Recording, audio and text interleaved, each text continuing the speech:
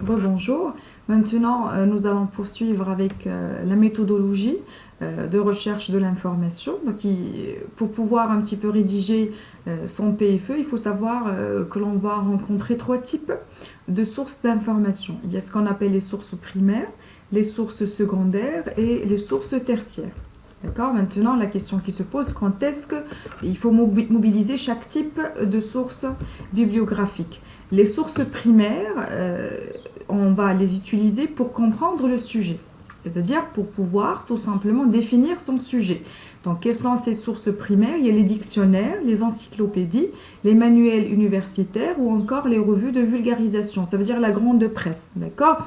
Alors maintenant, quand je viens de rédiger ma thématique, au niveau de la première partie, il y a toujours un premier chapitre qui s'intitule la terminologie de base ou bien chapitre préliminaire pour définir les concepts utilisés. Alors pour pouvoir définir, on va utiliser les dictionnaires, les encyclopédies, pourquoi pas les ouvrages scientifiques, les ouvrages liés bien sûr à la thématique en question, un ouvrage de comptabilité par exemple pour la compta, un ouvrage de marketing pour le marketing ou encore la grande presse pour avoir les statistiques sur par exemple les entreprises marocaines liées à telle ou à autre pratique managériale. Donc ça, c'est pour les sources primaires. Deuxième type de source, ce sont les sources secondaires. Ce type de source, on va l'utiliser surtout pour creuser et analyser. Ça veut dire, là, on parle du chapitre 2 de la première partie. Je suis en train maintenant de donner des solutions théoriques à ma problématique. Là, on va utiliser les revues spécialisées. Donc, quand on dit revues spécialisées, ça veut dire des revues scientifiques, surtout celles que vous allez trouver sur Cairn ou bien sur Google Scholar. Les ouvrages spécialisés, les actes de colloque, c'est la même chose. Les actes de colloque, ce sont les communications que l'on présente dans un congrès ou bien dans une journée scientifique, ou encore les thèses. Les thèses de doctorat sont aussi une mine d'informations pour rédiger le chapitre 2.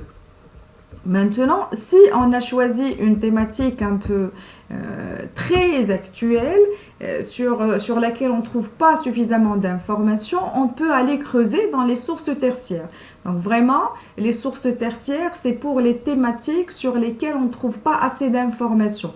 Qu'est-ce qu'on entend par une source tertiaire? C'est le fait d'aller chercher dans la bibliographie d'un article qui a traité votre thématique pour vous renvoyer vers d'autres ressources et d'autres références bibliographiques. D'accord. Donc, mais on va dire pour pouvoir un petit peu synthétiser la recherche d'informations, il faut chercher dans les dictionnaires et les encyclopédies, les manuels pour pouvoir définir votre thématique pour le chapitre 1.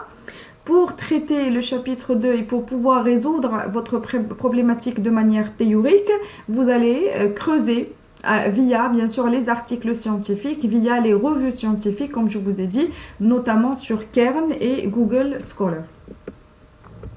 Maintenant, je vais voir avec vous comment trouver des sources fiables.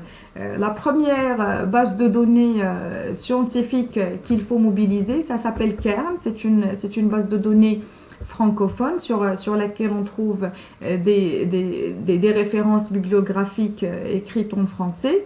Il y a JSTOR également, une base de données. Il y a Percé et Canly. Il y a thèse.fr, c'est également un annuaire dans lequel on va mettre toutes les thèses francophones, toutes les thèses soutenues déjà ou à soutenir en France. Il y a Google Scholar, donc vous mettez Google, d'accord, vous tapez Scholar et par la suite vous prenez le lien scholar.google. Ça va donner essentiellement les résultats d'accord, scientifiques, c'est-à-dire des articles ou bien des ouvrages. Il y a également Google Books, c'est la possibilité également d'utiliser des livres numérisés par Google gratuitement. Il y a ScholarVox, il y a imist.ma.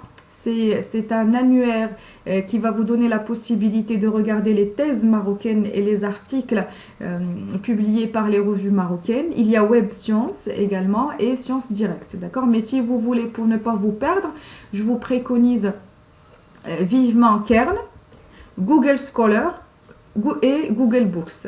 Et vraiment, c'est l'essentiel en matière de recherche d'informations scientifiques. Et en cas de besoin, vous pouvez aller visiter les autres références bibliographiques mobilisées.